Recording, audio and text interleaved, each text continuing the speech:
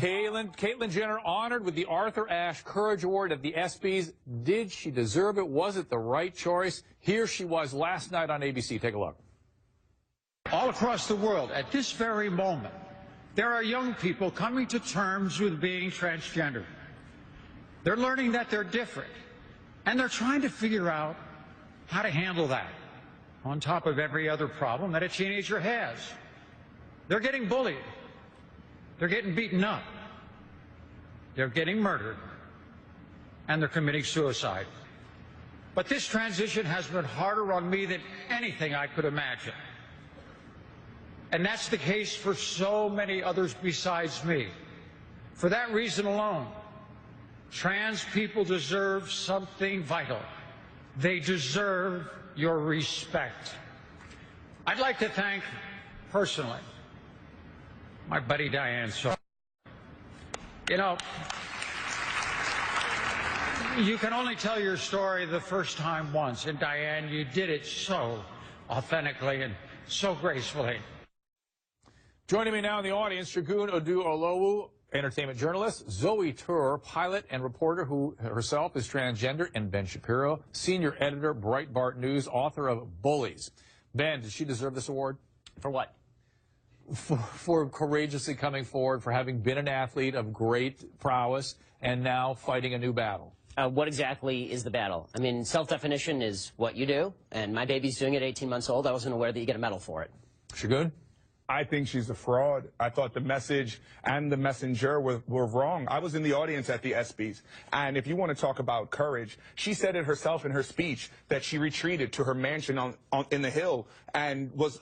Where was she in the 70s when the LGBT community was fighting for acceptance? Where was she in the 80s when the AIDS epidemic was ravaging the LGBT community? She was hiding, feeling bad about being transgender. Where was she in the 90s when shows like 90210, Melrose Place, and Will and Grace were bringing gay people to the forefront? Where was she in 2000? She couldn't come forward yet. My thing is this, she's a 65-year-old rich white woman that decided to do this, but don't tell me you're walking the truth for other transgender kids of color who don't have that war chest of money to get the surgery to look like she looks. They're not going to get the cover of Vanity Fair. So don't tell me that she is going to stand on the banks waving her hand as the beacon for transgenders when there's a river of blood of people that die. Okay, regardless of who the messenger is, okay, whether you like it or her not, or think that this is an authentic person or not, or her intent, she is bringing a conversation to the forefront that is helping people better understand, not you, unfortunately, better understand the transgender community, have more empathy, have more tolerance, and that is saving lives. Because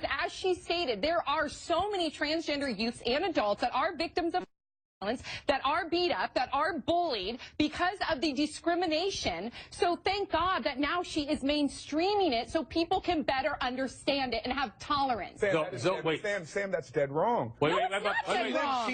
She lives in the most accepting city in the state. And go do that in Alabama. You don't know what you're talking be a hero. Be a hero. Listen to Zoe. Listen to Zoe. Zoe, go ahead. Good try. You have to bifurcate it. Did she deserve the honor? Probably not. Is she brave? Of course she's brave. All those years invested as this sports legend to come out transgender is horribly difficult. It is the most difficult thing you can do. I've been overseas. I've flown helicopter missions, surveillance missions. I've been shot, stabbed.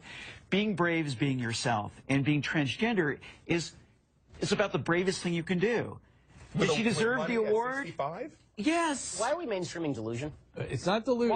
Why would you call it delusion? Because Caitlyn Jenner, I'll call him Caitlyn Jenner. No, because it's her. You're not being polite to the pronouns. Because disrespectful. Okay, forget about the disrespect. Facts don't care about your feelings. It turns out that every chromosome, every cell in Caitlyn Jenner's body is male with the exception of some of his sperm cells. It turns out that his brain structure is male. It turns out that he still has all of his male appendages. How he feels on the inside is irrelevant to the question of his biological sex. I don't agree with that. I'm not on that train. I'm not on that train. She wants to be called she. I'm going to call her she.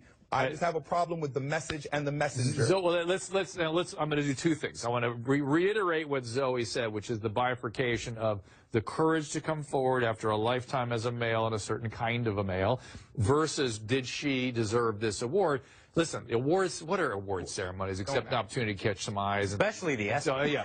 So, ESPN, well done, ABC. They did exactly what their job was, to attract eyes. They did it. That's what award ceremonies are for.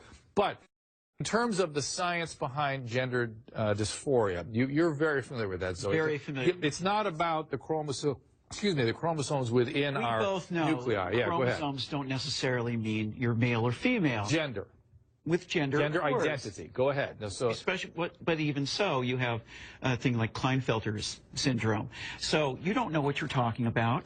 You're not educated on genetics. Would you like to discuss the genetics? Or well, no, what no. are your genetics? So let's stay away from the genetics and back to the brain scans. You cut that out now, or you'll go home in an ambulance. Yeah, that seems mildly inappropriate for a political discussion. No, I know. Well, but wait. To be fair, but to be fair, you're actually being kind of rude. And that's not fair. I'm sorry, it's not rude to say that someone who's biologically a male is a male. Someone who's biologically male is a male. But Mr. Shapiro, you knew very well that saying that to Zoe would be egregiously insulting. It's not a matter of insulting or inflammatory. It is. It's a fact. No, well, you're a male. Dr. Drew is a male. Sir, you're right. Hey, on paper, what is a fact is a fact, and I can't deny that. But you knew that going in, that to saying that to Zoe would be aggressively insulting. It's a matter of aggressively insulting. It is. The entire discussion is whether we are embracing mental illness and delusion as a society. That's the entire discussion. No, but that's you're avoiding the fact. You're avoiding the fact. If you want to talk facts, you're avoiding the fact. You're not a dumb man. You knew that saying that to Zoe would be incredibly hurtful. Stop it. Roll on the last word here. You haven't had a chance. And then, there's some very startling statistics that are out that say that 80% of us know somebody who's gay or bisexual or even transvestite or lesbian, but only 1% of us know somebody who is in transition. So this is a new discussion for us. A lot of it is very scary for a lot of people. But that's, I think, whether we agree with the whole Caitlyn transition or not, the reality is that we are in a state as humanity right now where we need to exercise a little bit more tolerance. We need to understand the things that we don't understand a bit more. Instead of making inflammatory comments, maybe we have a little bit more tolerance. That's what I think the strength We'll keep this going. We'll keep it going, but later we're going to no aggression, no violence. We're going to Caitlyn Jenner. She was honored with the Arthur Ashe Courage Award last night at the ESPYs. There's speculation that the award was payback for having given Diane Sawyer her first interview with Jenner on ABC and ESPN, are part of the same corporation, of course, the Disney family. And ABC tells Los Angeles Times, quote, there is absolutely no connection between the interview and the award. There's simply no truth to that claim. Back with Sam, Rolanda, and Mike, and in the audience, Shagun, Zoe, and Ben. All right, so, Zoe, you're in that piece, you're saying it wasn't a transgender going at their own pace. It was a product rollout. What are the liabilities to the human being, Caitlyn Jenner, as a result of being a part of this product rollout? Well, you can't sustain that type of energy. You cannot sustain that type of fame. Things shift. You have to reinvent yourself. But I think at some point, this comes crashing down because along with all this, adulation and hype, eventually you find out that you're really in an existential crisis because what's my life really going to be like? Will it be... You have to deal with people like this, the hatred, the people that, that come out against you and say... We're calling you delusional. It wasn't hatred. Yeah, that's hatred. Okay. This is just somebody that's I don't hate you. I have sympathy for you. I feel terrible for you. No, you do hate. You're consumed with hatred. That is who you are. You're a little man. You know me? You're a little man. Actually, I do. Let's stick to the topic. Let's not these personal. But, that's okay. He can be whatever he wants. But the point is... Right. That's what this is all about, isn't it? It is. It is. But there's ramifications for hate speech. But the point is that... Ramifications? Let me finish. Go ahead. Finish, sorry. Little boy. Zoe. Okay. Zoe. So, I'm sorry. It's all, everybody. Come on. Buttons are being pushed. Go ahead. The whole point is that Jenner this will come crashing down. Okay. Well, like in other reality shows, Mike, I saw a Facebook post where there was 30 reality shows that contestants or participants who had died within a year or two of their shows, and I was scrolling through that on Facebook. Something like 85% of them was suicide. Right. It's incredible. It's like kind of becoming the quarterback before you've ever even played football. Yeah. There's a definite kind of build-up to getting that type of attention. Well, and now this, too, in the face of all these tremendous changes in who this person is and their life and their lifestyle, their family issues, all that is sort of now around this arousal of the... Caitlin's built for it. I really do. This is let's not forget, this is a world-class athlete who's dealt with pressure her entire life, who knows how to speak to herself and pump herself up, who knows the difference between perseverance more than any other person that's a non-athlete. I think that this is her mission in life. And if I could ask you, because I'm still harping on some of the things that you mentioned earlier. Back to Ben. To Ben, you come from, like, in your mind, a moralist, right? No, I come from a basic biological reality. But, okay, it's not a moral thing. If somebody wants to mutilate their body, that's their choice. It's not mutilation, but can we just talk about cutting off your testicles is mutilation. Can we talk about That's not actually what they do, though, right? Okay, hold on. They go inside out. Well, but they don't even know, most transgender don't have the genital reassignment. most of them are not. Okay, Ben, can I finish real quick? Because this is important. Well, I want to let you piggyback on something. May I let you do that? Yes, you may. Because my blood is boiling. I know, and I'm going to give you a little more fuel. This is now, because Ben is part of a lot of people that have various kinds of feelings about this. This is what Zoe's talking about.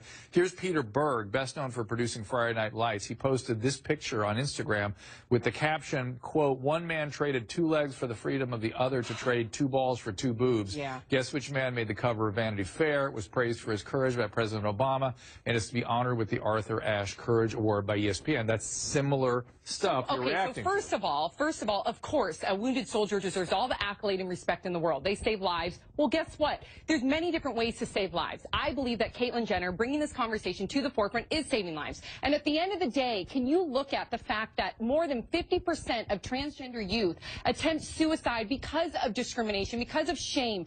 Does that try to alter the way that how you should project your thoughts? What if they're watching right now? What if there's a teen out watching right now that is struggling with who they are, living their truth? Let's talk about some of the biological facts for 1 second. No, I want you to answer me. What would you say to a teen right now that really believes 100%? Allow me to answer your question. I'm full of emotion right now because people die. I've noticed. Clearly, it doesn't bother you because you're sitting there stone-faced and cold-hearted. Of course it bothers me when people commit suicide, which is one of the reasons I don't believe that transgender surgery is the solution, considering that the suicide rate after transgender surgery is precisely the same as the suicide rate before transgender Yeah, because then technically they're not passing, and then they're open for more discrimination. Okay. The transgender suicide rate is approximately 0.8 in every 100. The only comparable suicide rate in human history of which I am aware is Jews living under Austrian and German rule during World War II.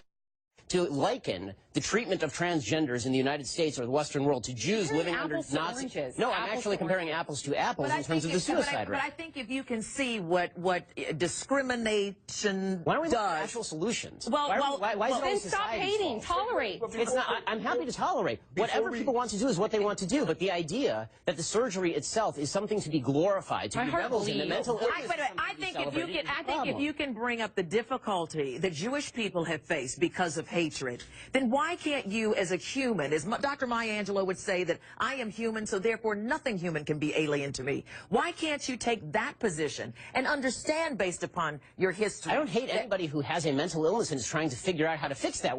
There might have been people who said... I'm not going to liken the treatment of Jews under Nazis. No, I think anytime a life is in trouble, we're all in trouble. We're all in trouble. The reason I brought that up is as a comparison of the treatment of the two and saying that the suicide rate is similar. So therefore, if the circumstances of the two are different, and the circumstances may not be different. If you have bullying, if you have murders, there is a genocide on transgender children right now. You got to believe I think we are going so far afield.